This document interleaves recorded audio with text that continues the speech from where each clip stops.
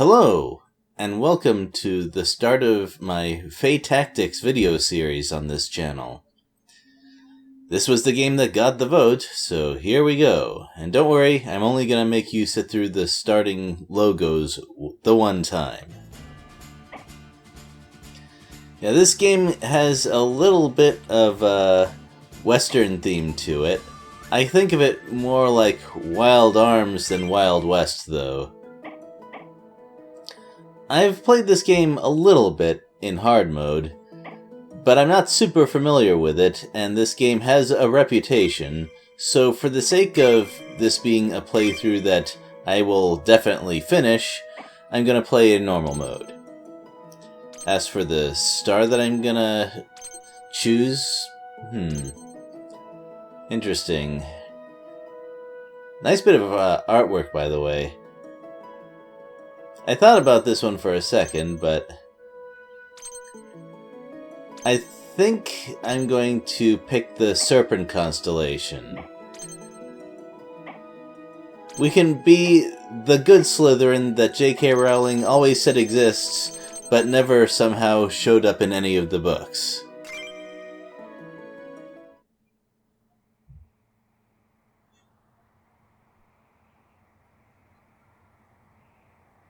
And next we're gonna get some backstory.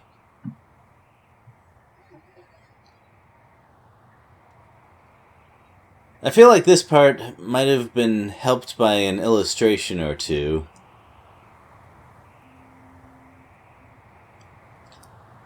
But when we're dealing with games made by small indie teams, I can hold back my expectations at least a little bit.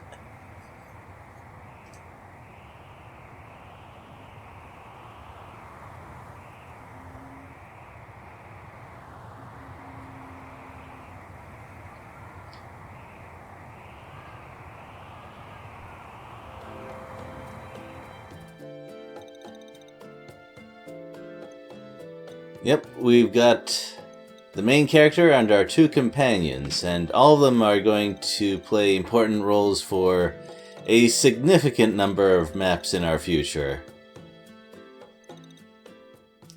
As for what exactly each of them can do, well, that'll be demonstrated to us over time.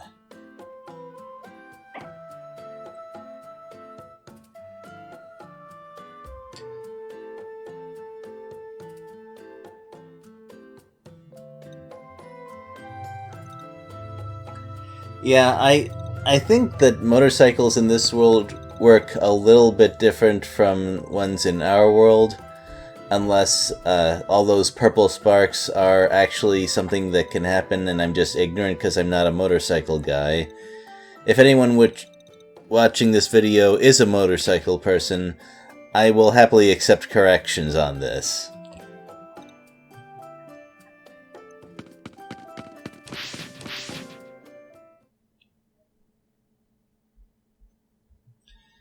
Well, we've got a set of tutorial maps ahead of us. There's quite a few of them, so I don't think I'll be able to get through all of them in one session, but I'll do my best to speed through them. This one is just to show you basic controls. Technically, the numbers between us and the enemy are even, but they're separated, so we just 3-on-1 them, and that's pretty much it. Usually they don't even get a chance to attack.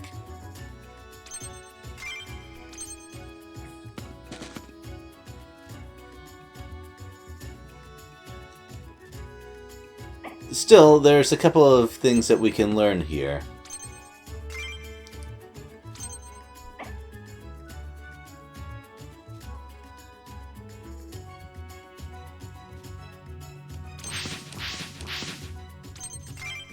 I think I spend a little bit too much time thinking on a map like this. This game is made to be played with just the mouse. And delaying your turn is pretty useful for a few things, such as setting up combos. We're about to see one of those. melee units in this game can follow up on any attacks on enemies that are next to them, which is pretty nice. And I think it's necessary because there's no such thing as mana reserves or anything else that would restrict ranged attacks. Well, I skipped through most of it because it's just more more repetition of what you just saw. And I'm not gonna make you watch that.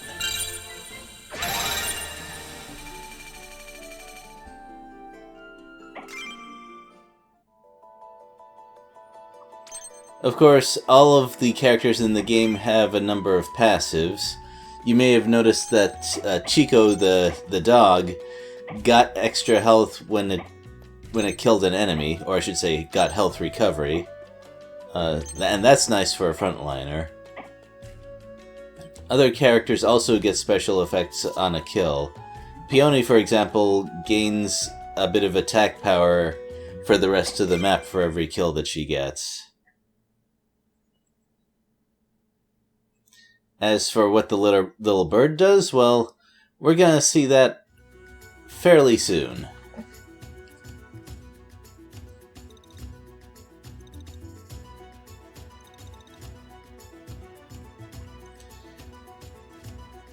Now this is a demonstration, sort of, for combo attacks, if you didn't know about it before, which, of course, we do. But they aren't really needed in normal mode. In hard mode, you do have to rely on them to get through this map smoothly.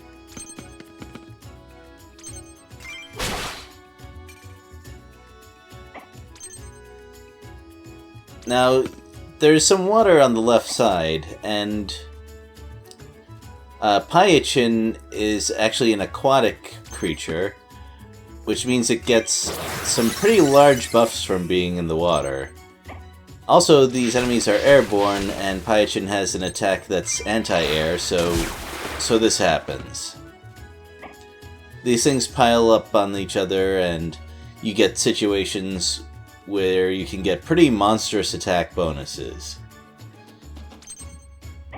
And when I first saw that, I was thinking, okay, we're gonna get some sort of situation where most of the map is water and the enemies are aquatic. That just feels like something that a game like this will do.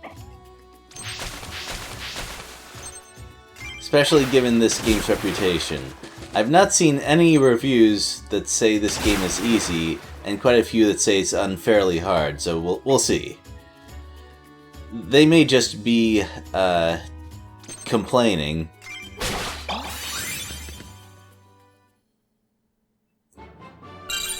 But I'm not ready to draw any big conclusions on that just yet. Not when we've barely gone through any of the content at all. Well, I feel like there's no reason to not assign traits to attack right now. Once we advance a little bit further into the game, the choices will become more interesting, though. And this map introduces something that we didn't know about beforehand, which is mana totems. To my knowledge, you don't get mana totems on your side. And they provide strong protections and other bonuses for the enemy. So it's best to deal with them quickly.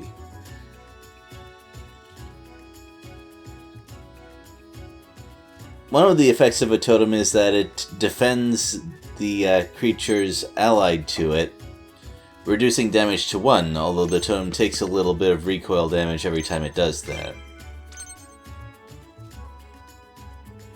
Still, it can absorb quite a few attacks, so we don't really want to try and wear it down that way. One thing it doesn't defend against, though, is critical hits. Attacks against a weak element count as a crit. And this is important for a few reasons, which will once again be explained as we go along. Some characters have magic barriers, like the one you just saw right there. Also, Peony got burned. That's a debuff. we can actually do something about that right now. You see, characters can also assist each other with buffs, and those overwrite debuffs, and vice versa. So we can get rid of Burn by putting Beneficial Enchant on. Assisting allies also gives quite a bit of experience, so it's a good way to level up lower characters. But let's see, let's not go there. Let's go into the water because, as I said, buffs are fairly strong, and we can deal with the totem in one shot. Don't do that with the melee character, regardless of the totem. Well, I don't know, maybe they don't all blow up like that, but it's best to check enemy passives just to be sure.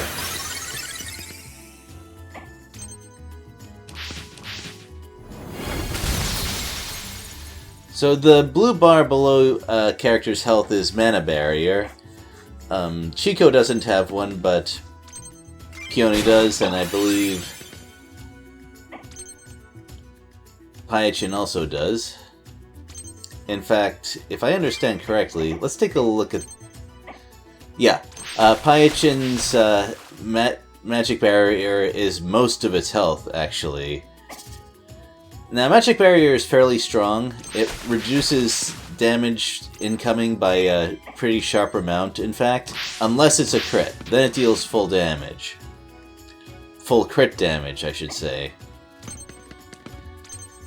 A lot of bosses, in fact, I think pretty much all of them have quite a bit of Magic Barrier, so you have to take advantage of elemental advantages if you want to deal with them in a reasonable way. Yeah. So it turns out that the little bird coming along with us is actually kind of,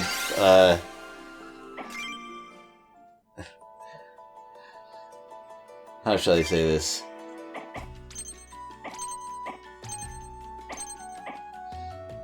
It's quite good at killing things, actually. It's a killer. That's not the only thing it does, but when it's in the water, it takes care of enemies really quickly. Of course, it had a lot of advantages on that map, like elemental advantage is a big one, and not all maps have easy access to water. And for our final map today, we are charging a fortified position that has cannons. Now, this game gives a large attack bonus to any attacks from higher terrain, which, in this case, the enemy has a big terrain advantage on us, so anything hit by that cannon is going to get annihilated.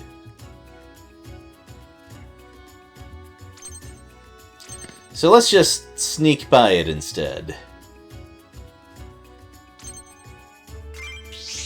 This doesn't last forever, but it works well enough for what we want to do here.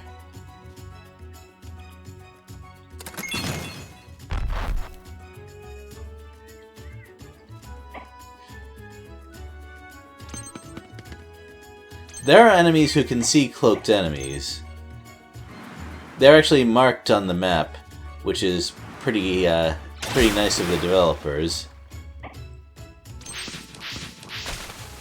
But in the meantime, we have some enemies to deal with down here. Not that it's especially difficult.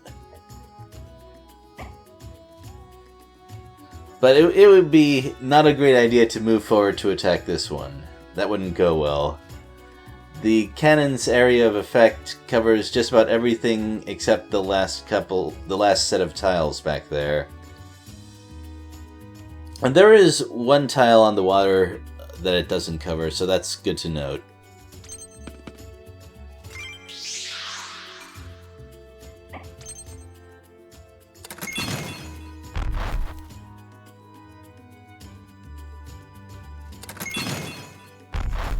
Fortunately, the map is designed so that we have just enough movement to get past the fire of that second cannon, provided that we don't do anything silly and, for example, attack from below. That would reveal us, we'd get hit by the cannon further back. It wouldn't be good.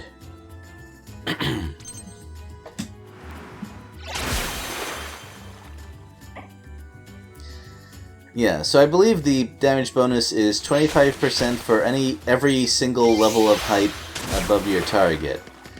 And there's more than a couple of maps like this where you can get large height advantages, or the enemy can, in this case. But there are some cases where you can take advantage of it too.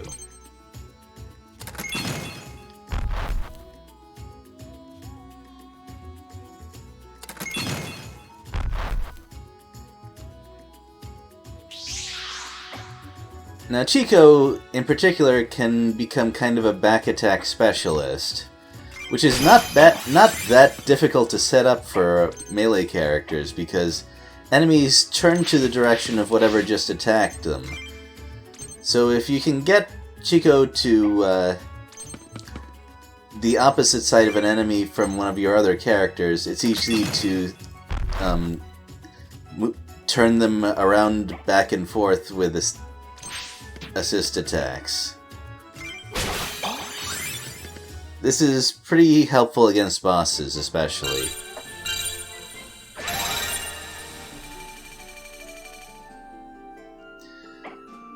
Well, that's that. I believe I will do my best to get through the rest of the tutorial missions next time, but I think we've done enough for now.